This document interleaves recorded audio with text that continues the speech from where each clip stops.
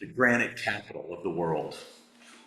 R.C. Christian claimed to represent a group of individuals who wanted to remain anonymous. To Mullenix, their purpose seemed harmless. Their money seemed endless. The following year, the project was unveiled on a patch of clay formerly owned by Mullenix at a small seminary that included neighbors and local officials. R.C. Christian and the other investors were noticeably absent. The project, which came to be called the Georgia Guidestones, looked a little bit like Stonehenge. It was comprised of 4 monolithic vertical granite slabs sold as pyramid blue. And they were arranged in kind of a cruciform pattern with a column-like slab in the center that held up another slab that was horizontal as kind of a small roof. Every day of the year was engraved, each date, on one slab, which was opposite a hole in another slab. And at exactly noon every day, the sun would shine through that little hole, illuminating that day's date. Engraved on the slabs were 10 guidelines. Some people call them commandments, in 8 different languages: English, Spanish, Swahili, Hindu, Hebrew, Arabic, Chinese, and Russian. The guidelines weren't numbered, but the 4th through the 10th really make a lot of sense to me at first glance. They kind of resonated the first time I read them. Rule passion, faith, tradition, and all things with tempered reason. Protect people and nations with fair and just laws and courts. Let all nations rule internally, resolving external disputes in a world court. Avoid petty laws and useless officials. Balance personal rights with social duties. Prize truth, beauty, love, seeking harmony with the infinite. Be not a cancer on the earth. Leave room for nature. Leave room for nature. In some ways, they kind of sound like our Unitarian Universalist principles and purposes, espousing democracy, fairness, equality, perhaps even equity, our love for the liberal arts, and the energy behind those principles, the dynamic tension between the worth and dignity of every person and the interconnected web of all existence, the tension between the individual and the collective. If I'd had a say in them, I probably would have worded the last guideline a little differently, acknowledging that humanity is actually part of nature and that we should be stewards of all life. But other than that, I don't have a big problem with those last 7 granite guidelines. They actually sound pretty good to me. But the first 3, they are a different story altogether. Maintain humanity under 500 million in balance with nature. Now, at the time the Guidestones were built, the global population was 4.5 billion. Were those guidelines meant for a time after some kind of global catastrophe, like an apocalypse? Are all these guides suggested for rebuilding more sustainably, or are they suggesting that 90% of human population should be eliminated somehow? The second one is guide reproduction wisely to improve fitness and diversity. Now that sounds an awful lot like eugenics, doesn't it? For those who don't know, eugenics is a philosophy aimed at improving the quality of humanity by taking away the rights and ability of less desirable people from procreating. And the third one is unite humanity with a new language, which sounds great, but language is the main identity of culture. And the intentional elimination of language, I know, is a tool of genocide, or at least of killing a culture, if not a people. So as ominous as all of this sounds, also engraved were the words, "Let these be guide stones to an age of reason." And on another spot, sponsors a small group of Americans who seek the age of reason. Reason. Obviously, to its sponsors, these guidelines are all reasonable. At first, it kind of seemed like, at best, a mystical riddle, or at worst, a really bad joke, erected by a group of people with more money than actual influence. It doesn't seem like at first anybody took the Guidestones very seriously, but over time, they became a little more controversial. Many political liberals and conservatives came to resent their presence. But all in all, they were just viewed as a curiosity, a folly. Until May of 2022, when Candace Taylor, a Republican gubernatorial candidate who never garnered more than 3% in surveys or polls, posted a video on social media in which she proposed what she called Executive Order Number 10.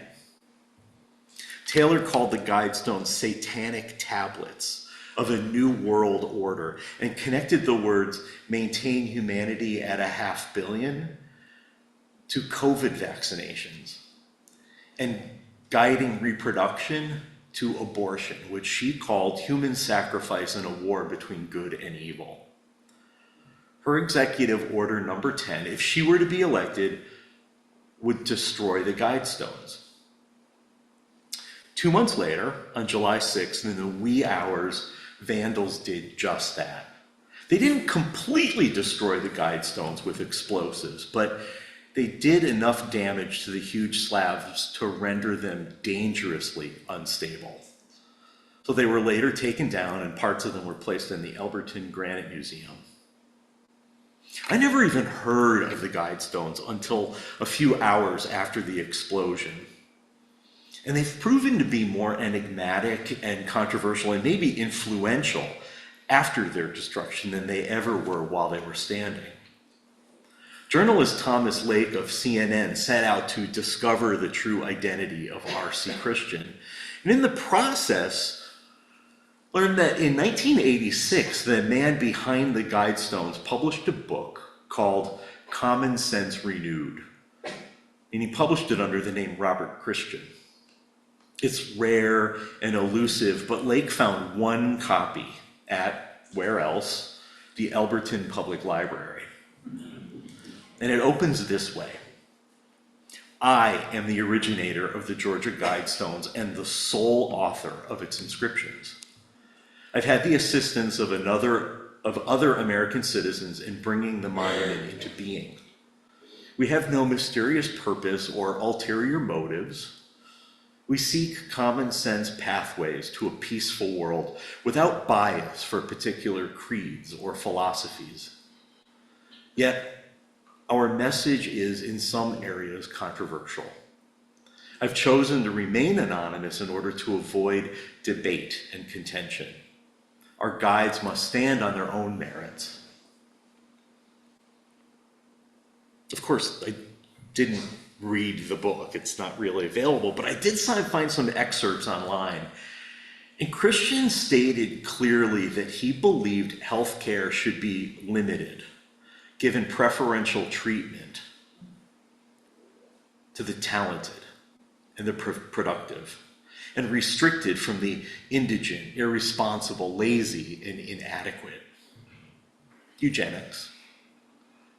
Ironic that a man claiming to be Christian, as if his pseudonym made him a representative of Jesus or a stand-in for all Christians, would peddle ideas exactly the opposite of the teachings of Jesus of Nazareth. And worse, he glowingly wrote of China's then new one-child policy. Now, the full scope of the horror of that policy wasn't fully known until it ended in 2015. But in 1986, there were already news stories circulating about forced sterilization of women and the murders of baby girls. Just knowing more about the intentions of this small group of Americans who seek an age of reason really makes me sick to my stomach and dubious about the intentions of even the guidelines that initially struck me as being reasonable. And that's the thing about being reasonable, isn't it? If you just take statements at face value without really looking into the source, the context, and the intention, almost anything can sound reasonable, as long as it doesn't conflict with your pre-existing understanding of the world. I mean, if you think cities are too crowded and crime-infested, or you think the way we deal with the manufactured and biological waste of the global population is unsustainable, you might not think much about it. Limiting the global population to 500 million seems reasonable. It sounds reasonable to Wayne Mullinix, and he seems like a nice guy. And he decided to have only one child long before he ever met R.C. Christian. Like many, Mullinix always saw the Guidestones as awe-inspiring, the way most of us view other incredible man-made structures like Stonehenge or the pyramids of Egypt or Machu Picchu. Those structures, all built millennia before the advent of technology that we think of as required for their construction, make most of us wonder in amazement how on earth they were ever built.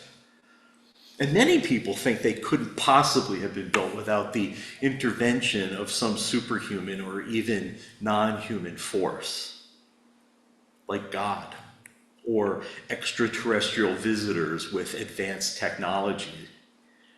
The idea that aliens built, or at least helped build, Stonehenge and other wonders is uncommon enough to be ridiculed, but common enough to have a name: xenoarchaeology. There's also another name for that philosophical study, the ancient astronaut theory, based on the work of Swiss writer Erich von Däniken. I've even come across the word paleovisitology, which I love. It's a crazy word, and it seems to mean the study of ancient humanity being visited by aliens and the influence those visitors had on human development. I mean, there's just so much there to unpack. So while sometimes deep within me hungers a thirst for the still moment and the resisting lull, the very idea of paleovisitology makes questions persist in my mind. Like, could ancient alien technology or wisdom be the thing that saves humanity from self-destruction? Is it at all helpful to anyone to think of humanity as needing intervention from other planets? Are there people who believe that God is actually an alien from another planet? And what parts of our history do we change to fit our hopes for the future? Is that why people reimagine historic chattel slavery as an informal system of unpaid internships? If what believers call the Word of God isn't good enough to get us to apologize for and make amends for our oppressive history, then could the intervention of aliens serve that purpose? Is it possible the Guidestones were built as a way of inspiring non-Christians to be inspired the way we are all inspired by ancient monuments? Or were the familiar structural and literary forms of the Guidestones just meant to seem timeless, so basic and true that they are literally carved in stone like the Ten Commandments? Mostly I wonder, why do we look to outside sources, either mystical or extraterrestrial, to validate the knowledge that each of us has within?